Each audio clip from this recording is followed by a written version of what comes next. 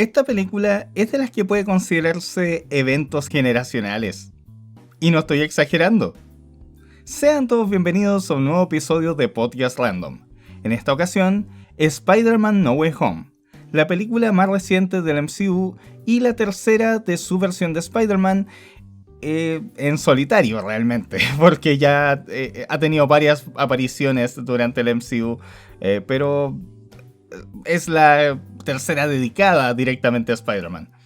Antes de empezar, tengo que dejar claro que este comentario, este podcast, va a ser completamente con spoilers. Asume de que tú ya has visto la película. Así que si no quieres recibir ninguna clase de spoiler, por favor deja de escuchar. Aunque sinceramente creo que es una película que, aunque sepas lo que va a pasar, aunque te sea muy obvia la sorpresa principal de la película, porque... perdón, porque... aún así, es una película que, si te interesa la franquicia de Spider-Man, por lo menos la franquicia cinematográfica, vale la pena verla. Es bastante entretenida y se gana mucho si viste todas las películas de Spider-Man, las principales por lo menos. Pero bueno, en esta ocasión, como digo, asumiré de que ustedes ya vieron la película, así que no voy a hacer un resumen de la trama, porque gastaríamos bastante tiempo en eso. Tiene varios elementos. Así que me voy a enfocar en mi opinión sobre la película, sobre sus puntos buenos, sus fallos, las oportunidades que da para más adelante. Así que partamos por lo primero. Es asombrosa.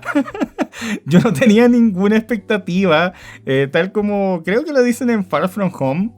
Que si tú no te generas expectativas, nunca estarás decepcionado. E incluso hice un video sobre eso, de que si no aparecían Tobey Maguire y Andrew Garfield, eso no importaba, perfectamente podían aparecer al final de la película, dar paso a otra película, y que lo realmente importante era que esta película fuera buena. Y es bastante buena. Y también aparecieron Tobey y Andrew. Y ya les dije que tenía spoilers de antes. Y la participación de ellos... Miren, esta no es una obra maestra. No es una película que te vaya a traer un mensaje muy profundo, trascendental. Al contrario, se vuelve a tocar los mismos temas, los mismos mensajes y enseñanzas que las películas anteriores de Spider-Man. Pero lo importante es que ahora el personaje de Tom pasa por ese proceso, y eso es sumamente importante. La película no solo tiene una gran coreografía en los combates, en las escenas de acción, no solamente tiene hartos chistes y es graciosa, sino que tiene partes emotivas, tiene partes que te hace disfrutar el hecho de que estén ahí, y no apunta a ser demasiado ambiciosa, ni es tampoco mediocre. Es una buena película con partes bastante espectaculares, otras que no tanto, pero en general la parte que todo el mundo quería ver, siento que cumplió con su objetivo de manera excelente.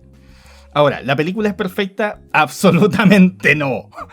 Por ejemplo, el principio de la película, que fue... A ver, dejemos de lado primero el cameo de Daredevil.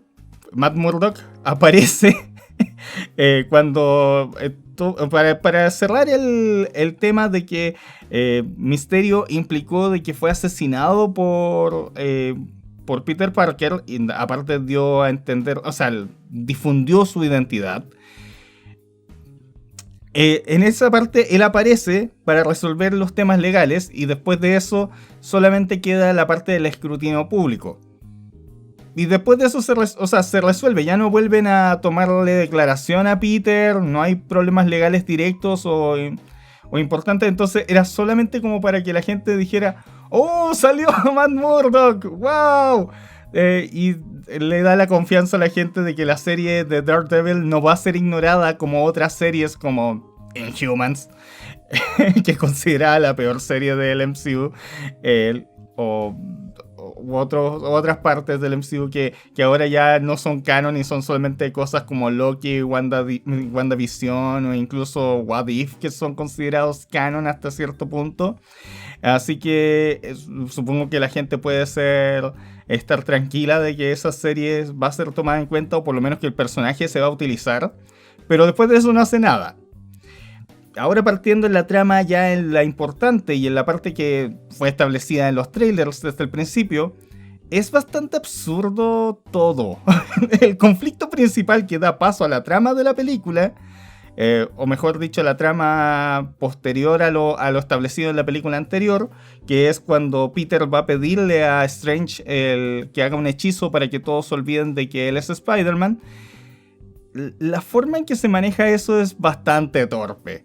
Strange, siendo un tipo tan pero tan inteligente, simplemente después de que conversan por un momento la situación y le dice que ya, hagamos el hechizo, empieza a hacerlo cuando Peter todavía está hablando, sin darle la oportunidad de reaccionar. Entonces es tanto culpa de él como de Peter, que lo continúa interrumpiendo una y otra vez, diciéndole: oh, pero mi tía May, pero MJ, pero Ned. Y empieza a agregarle cosas al hechizo, que es lo que hace que se vuelva inestable.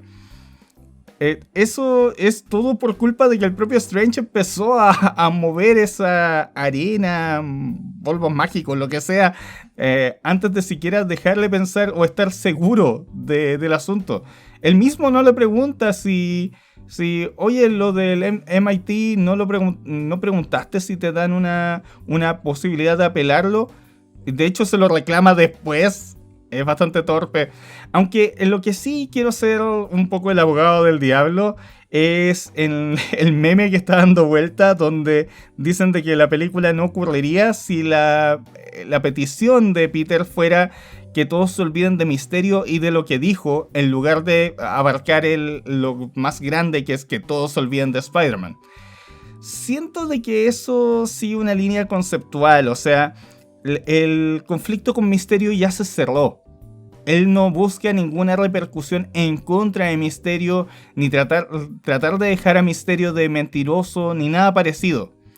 De hecho, si quisiera hacer eso, sería algo un tanto egoísta de parte del personaje. Establecería un elemento de egoísmo. Claro, para muchos puede sonar lo más lógico, pero siento que esa es la razón por la cual no lo plantearon de esa manera. En cambio, la razón principal por la que Peter desea que todos se olviden de que él es Spider-Man no es tanto por él mismo, sino por el efecto que la situación tiene en sus amigos y familia. Y por eso es que decide que todos se olviden de él, en vez de olvidarse de Misterio. Al contrario, pueden seguir recordando a Misterio, que era un charlatán, pero que no se acuerden de que él es... y de hecho, que piensen lo que quieran sobre Spider-Man, pero que no... que esa parte de que él es Spider-Man y que sus amigos están relacionados a Spider-Man, eso es lo que él quiere que se olvide.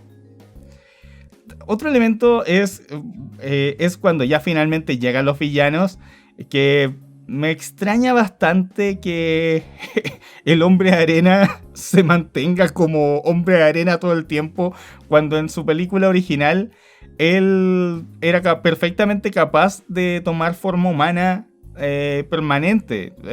Al principio se demoró un poco, pero pareciera que la respuesta es simplemente: bueno, es que el universo del MCU funciona distinto.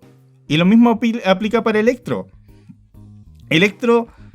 Incluso los personajes comentan que se ve totalmente diferente, como que se hizo una cirugía o algo, porque al principio parte relativamente similar a como sale en su película, que es como un ser azul brillante, una cosa rara, pero en un momento se estabiliza, bueno, después de que lo derrotan, y adquiere un aspecto humano. Seguramente es porque el actor se ve bastante bien en esa forma y porque querían asimilarlo más al personaje clásico. De hecho, es mucho más cool el aspecto que le dan en esta película que el aspecto de su película, que creo que está basado en el universo Ultimate. Ultimate, perdón. Creo que ahí es donde se ve de color azul. En cambio, este quiso parecerse más a la versión clásica, donde incluso tiene ese flujo de electricidad saliéndole de la cara cuando está súper cargado, que asemeja la máscara que usan los cómics originales, viéndose cool en lugar de verse tonto. Que eso es un gran desafío y me gusta cuando logran tomar los elementos absurdos de los personajes de los cómics y hacer que se vuelva algo cool. Eh, pero otro punto que también se relaciona a Electro es que el argumento que dio Strange para la llegada de los villanos es que son personas que conocen que Peter Parker es Spider-Man. Y Electro no lo sabía. Entonces, ¿qué motivo hay? Yo sé el motivo. Porque son todos los villanos de las películas, excepto Venom, y excepto los que son como repetidos, como su versión del Goblin. Pero fuera de eso, ¿cuál es el motivo en el universo para que él llegue? Él no sabe que Peter Parker es Spider-Man. También algo interesante es, y se saca por conclusión entre las conversaciones del Doctor Octopus y el Duende Verde, Norman Osborn, es que cada uno llega desde el punto en la historia en el cual ellos se enteraron aparentemente que Peter es Spider-Man, excepto Electro, o que estaban peleando contra Spider-Man. De hecho, no sé si Electro recordaba, creo que no recuerda cómo fue sobrecargado y murió. Aunque curiosamente, en el caso del Hombre de Arena, que él aparentemente recuerda que se disculpó con Spider-Man, y cuando supo de que, o sea, cuando se ve a Spider-Man y piensa que es el de su universo, confía en él y lo ayuda a derrotar a Electro temporalmente. Y solamente empieza a desconfiar de él cuando se da cuenta de que no es el Peter Parker que él conoce. Y ahí se vuelve muy paranoico. Pero aún así me gusta que se generara todo este conflicto entre el propio Peter y Strange sobre que no quiere hacer regresar directamente a cada uno de los villanos, que hubiera sido la solución más fácil, porque si regresaban la mayoría de ellos iban a morir. Varios no, pero por ejemplo el lagarto, no me acuerdo cómo se llama el personaje humano del lagarto, pero él, si se enfrenta a él, iba a matar al padre de Gwen y iba a terminar preso. El Hombre de Arena, bueno, es el único al que realmente no le afecta mucho, porque si lo curan sigue siendo un fugitivo.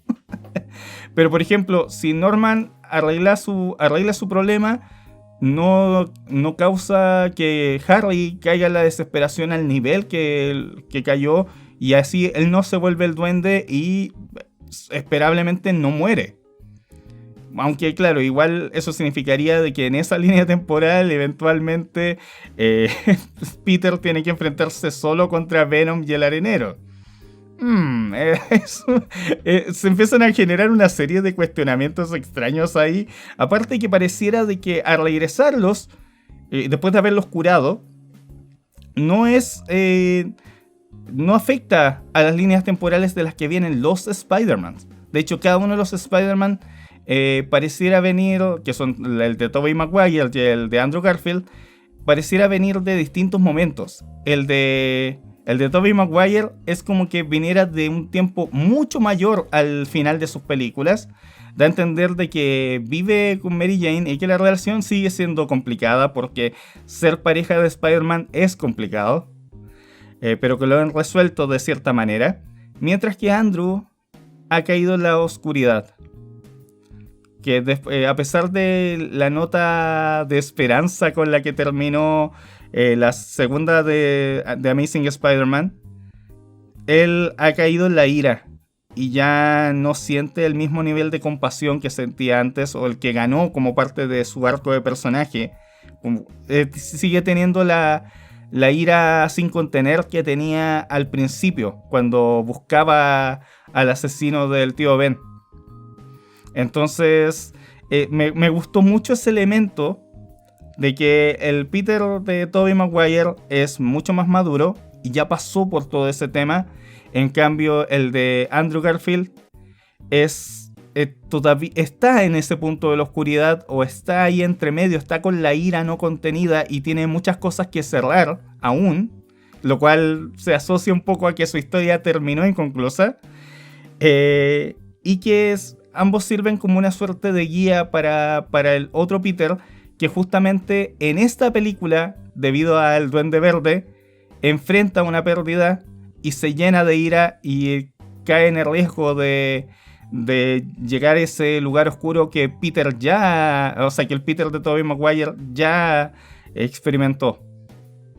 Me gustó mucho eso de que se conversa varias veces de esos pequeños puntos, que Andrew, o sea, que el Peter de Andrew está como necesitado de validación y de cariño. También es una forma de establecer a los fans de que el Peter de Andrew Garfield no es tan malo, no es realmente malo, ni es que sea tonto o torpe, simplemente tiene que ver con los guiones de las películas, no es su culpa. Y generó un aprecio muy grande por su versión del personaje, sobre todo en la escena culmine con MJ, que de verdad a varios sacó una lágrima en el cine. Y debo reconocer que a mí también me emocionó. Todos sabemos que era lo que tenía que pasar. Cuando vimos en el tráiler a MJ cayendo, igual que Gwen Stacy, era evidente que eso iba a tener que pasar. Pero la gran actuación de Andrew Garfield le puso mucho peso a eso. Y ese es el asunto.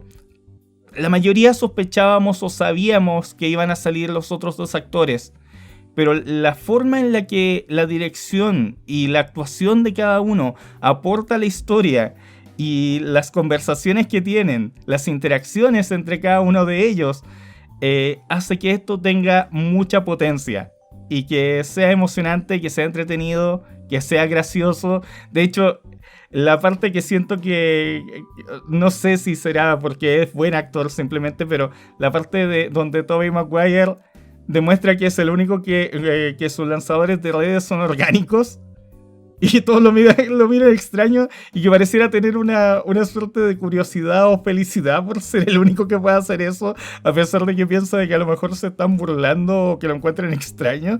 Eh, esas conversaciones son muy disfrutables y me gustó. A veces es bueno que las películas no tengan ese ritmo acelerado, frenético, donde todo pasa a 1000 por hora, y que tengas a los personajes conviviendo entre sí te hace disfrutarlo.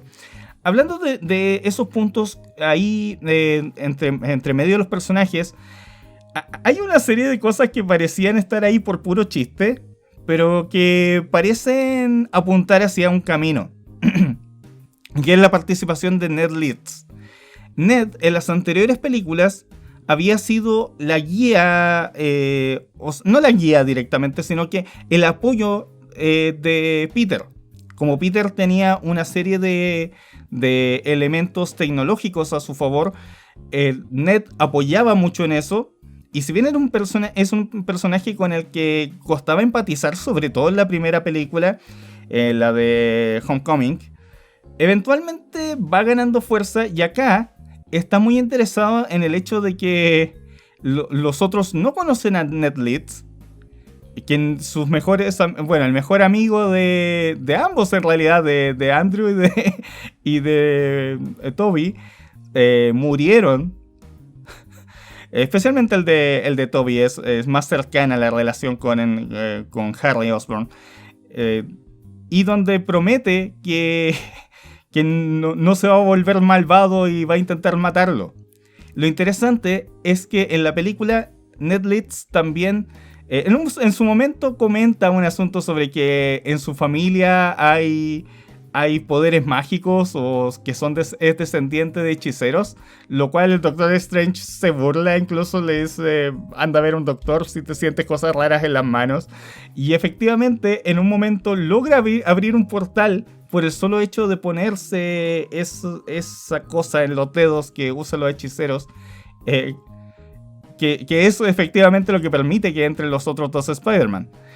Lo interesante de eso es que Ned Leeds en los cómics es el Hobgoblin.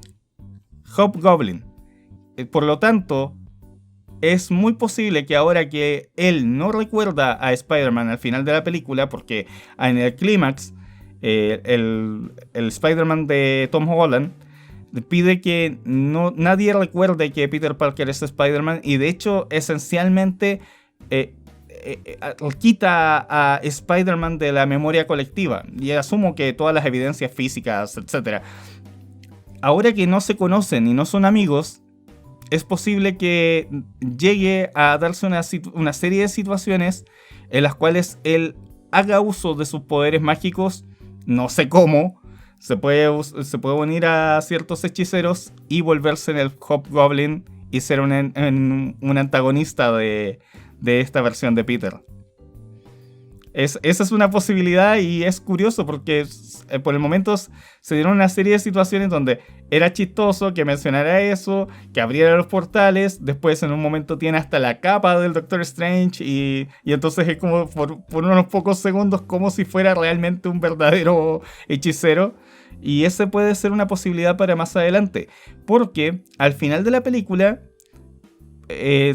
Peter queda sin nada. Tiene que partir completamente de cero, salvo por las experiencias que formó en todo el camino. Y la gran posibilidad que yo siento que tiene para el personaje es que va a tener que ganarse todo eso. Ya tuvo la experiencia de ser un Spider-Man con recursos ilimitados, donde tenía un excelente traje que le permitía hacer un montón de cosas. Edith, que era el regalo de Tony Stark. Ahora va a tener que partir sin ningún recurso, sin su tía, sin que nadie sepa quién es Spider-Man. Y si es que llega a tener alguna relación con los Vengadores de aquí en adelante, va a tener que ser por sus propios méritos. Hay una discusión bastante fuerte sobre... los fans parece que solamente estuvieron a favor del Spider-Man de Tom Holland hasta que lo perdió todo, que solamente quieren verlo caer, quieren verlo triste. Entonces el Goblin tenía razón, más que un héroe les gusta ver un héroe caer. Y es un buen punto, supongo, pero no creo que ese es el... que necesariamente tuviera que hacer eso. Creo que lo que más aportó esta película al crecimiento de el Spider-Man de Tom Holland fue el poder pasar por un punto negativo, tener una pérdida. Quizás no era necesario que la tía May muriera, pero sí el experimentar el deseo de venganza y poder contenerlo. Incluso el que decidiera primero no asesinar a los villanos por influencia de la tía May. Pero eventualmente... y de hecho cuando ellos lo traicionan, él decide... No, que se jodan, que vuelvan a su tiempo y punto. Pero es que eso no es necesariamente lo correcto. Solo porque esas personas te hacen cosas malas, no necesariamente significa que tú debas hacer lo mismo. De hecho, en un momento parece haber superado la traición inicial de ellos, pero como Norman Osborn o el Duende Verde fue el que asesinó a la tía May, de verdad pareciera que es el único que no le interesa curar, es el que quiere directamente matar, y en una parte se nota que esa es la intención principal del Duende Verde. El Duende Verde, la parte malvada realmente, porque Willem Dafoe tiene una excelente actuación. Ahí vamos a hablar en un momento de eso. Él parece que más que el conquistar el mundo, que es con lo que intentó convencer al propio Norman de tomar el control, él lo que quería era causar caos. El hacer que el héroe se desestabilizara. Muy parecido a como quería volver a la oscuridad al Peter de Tobey Maguire en su película original. Lo que quería era ver al Peter de Tom Holland quebrándose y estar dispuesto a matarlo. De hecho, es bien fuerte la escena. O sea, no sé si fuerte, pero es una buena escena. Está bien lograda. El momento donde el Peter de Tom Holland está muy enojado, está furioso, golpeando en la cara al al Duende Verde y el Duende se ríe de forma muy maliciosa, dando a entender de que eso era lo que estaba buscando exactamente. O sea, al punto de que a esa versión esa identidad malvada del Duende Verde le da lo mismo morir, mientras que contaminara completamente al Peter de Tom Holland. Y sí, la actuación ya lo dije, la actuación de Willem Dafoe es excelente. En la primera parte te da a entender de que es una persona triste, quebrada emocionalmente, sin ninguna esperanza, que está desconsolado. O sea, sé que estoy usando muchos sinónimos, pero que es una persona que está perdida ahí y que solamente quiere ayuda, quiere volver, quiere ayudar al resto. Incluso tiene un par de momentos cómicos donde se le ve robándose un poquito de comida porque lleva bastante tiempo sin comer, parece. Y en esas partes es bastante empatizable y lo logra por sus expresiones faciales muy bien. Pero en cambio, después cuando toma la posesión el Duende Verde, sin ser increíblemente exagerado, es muy convincente que la maldad ha tomado control y que no volveremos a ver a ese Norman, salvo al final cuando se da cuenta qué es lo que hice. Y nada más, no tiene más. Lamentablemente vimos muy poco, eso sí, de las interacciones con el actor que hace el Hombre de Arena y el del Lagarto. Y de hecho es lo más criticable que tengo de la película, incluso más que las partes medio Deus Ex Machina que hay en un par de puntos, o el o lo tonto que es la parte inicial. O incluso la necesidad de estar llenando con chistes los primeros 20, 30 minutos de película. Lo más criticable es que cuando curan al Hombre de Arena y al Lagarto, usan stock footage. Usan imágenes de sus películas originales.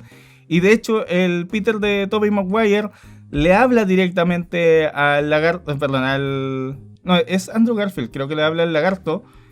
Y este no reacciona. Y el de Tobey Maguire le habla al Hombre de Arena y este no reacciona. ¿Por qué? Porque es una grabación. Eso fue muy feo, siendo que llamaron a los actores y se dieron el trabajo de usar CGI para que Alfred Molina, el Doctor Octopus, no se viese que envejeció, para que quedara como era hace 20 años. ¿Por qué no hicieron lo mismo con los otros dos? ¿Por qué, si estaban los actores ahí, por qué no les dieron un par de momentos hablando de eso? De hecho, siento que me faltó ver un epílogo de cada uno de estos villanos tomando un nuevo rumbo en la vida una vez que los curaron. Me hubiera gustado verlos en sus realidades, en sus líneas temporales, a pesar de que eso no afecte las líneas temporales de los demás. También me hubiera gustado ver, al igual que como en Spider-Verse, que tú ves por ejemplo, al Spider-Man Noir, que es el blanco y negro, viendo el cubo de Rubik y pensando en sus amigos, o a la Spider-Gwen viendo una foto que se sacó con Miles. Podríamos haber tenido unos cuantos segundos al menos del doctor que es el Lagarto, haciendo sus investigaciones para tratar de curar su enfermedad de manera mucho más sencilla, o ayudando a otros, o incluso lográndolo. Hubiera sido excelente si hubiera sido algo que fuera lográndolo de a poco sin convertirse en un lagarto, o el Hombre de Arena reuniéndose con su hija, que a lo mejor es difícil porque no puede conseguirse la misma niña, ya no es una niña, pero no sé, hay hartas alternativas. Ver a Toby recordando a los otros dos, o de alguna manera, o al de Andrew siendo más comprensivo con los criminales, no usando el total de su fuerza como dijo que lo hacía. Siento que eso me faltó de la película. Pero fuera de eso, el resto de los momentos fueron muy satisfactorios, fueron entretenidos, fueron emotivos, fueron emocionantes. Y eso hace que sea una buena película. Una buena película no tiene por qué ser perfecta, no tiene por qué tener la estructura más cuidada, no tiene por qué no tener algún vacío o alguna cosa que digas, oye, esto puede que esto es un poco tonto, yo lo habría hecho de esta manera, yo lo habría resuelto de esta manera. Es una buena película, es una película que logra conectar con el espectador. Y sí, es cierto de que quizá Spider-Verse sea una mejor película, porque no depende de haberte leído ninguno de los otros cómics. De hecho, las versiones de Spider-Gwen, de Spider-Ham, de Spider-Noir, de SPDR, creo que se llama la versión de Penny, de hecho son adaptaciones, no son muy fieles que digamos a sus cómics originales. En cambio, estas son las versiones directas de los villanos y de los Spider-Man de sus películas originales, y por lo tanto mucho de su mérito es, entre comillas, prestado. No sé si es la forma correcta de expresarse, pero no es, o sea, requiere que hayas visto las películas para tomarle todo el peso y lograr la emocionalidad del hecho de que estos personajes estén ahí. No es como en Spider-Verse, donde realmente son otros Spider-Mans y punto. No conoces sus historias y de hecho te las presentan acá. Se te las presentan allá, quiero decir. Pero en general diría que es una muy buena película. Es una muy buena. Son unas muy buenas 2 horas. Yo espero que esto dé un punto para que Tobey y Andrew vuelvan a aparecer en algún otro evento tipo Infinity War.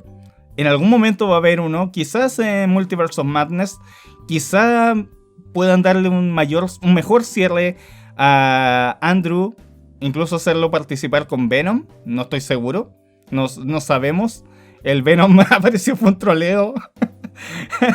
Muchos quedaron expectantes de que Venom apareció fue transportado al MCU en el postcrédito de la segunda película de Venom, Let There Be Carnage, creo que se llama. Y apareció en el postcrédito de No Way Home y se devolvió a su tiempo. O sea, a su línea, a su universo. O sea, estuvo todo el tiempo en un bar. Eso fue muy chistoso, pero sería interesante si estuviera en el mismo universo que el de Andrew Garfield y tuvieran una The Amazing Spider-Man 3. Sería muy lindo que tuviéramos una de Tobey ya mayor, una Spider-Man 4. Pero no sé si eso llega a pasar, pero me gustaría volverlos a ver. Y hay que ver cómo se va desarrollando el personaje, la versión de Spider-Man de Tom Holland, si es que lo llegan a hacer, porque puede que simplemente sea el Spider-Man del vecindario, como dicen, el Friendly Neighborhood Spider-Man, y sea un héroe menor, y quede ahí, y que su historia termine en esto, y que nunca sea considerado por los Vengadores, porque aparentemente Stark era el único interesado en llevar a este niño en su Civil War, de hecho. Acá, pero quién sabe. El futuro es bastante amplio para esta franquicia de películas, y por lo menos si siguen haciendo buenos trabajos como estos, yo creo que van por un buen camino. Gracias por escucharme pues esta media hora. Sé que no es igual a una review. Eventualmente me gustaría hacer de verdad esta review a esta película en detalle con el formato de editado, porque de verdad creo que vale la pena hacer algo para la posteridad. No quise hacer un comentario random porque era un poco limitado y porque me iba a demorar mucho, pero siento que puede valer la pena hacer algo más elaborado y que quizás más conciso que el estar simplemente divagando por media hora. Espero que hayan disfrutado de este podcast. Si todavía no han visto la película, vayan a verla mientras que haya tiempo. Y yo ojalá le pueda hacer review en detalle cuando esté para comprarla en DVD. Muchas gracias, gente, cuídense mucho y nos vemos en la próxima. Soy el Reviewer Random y eso ha sido todo por ahora. Hasta pronto.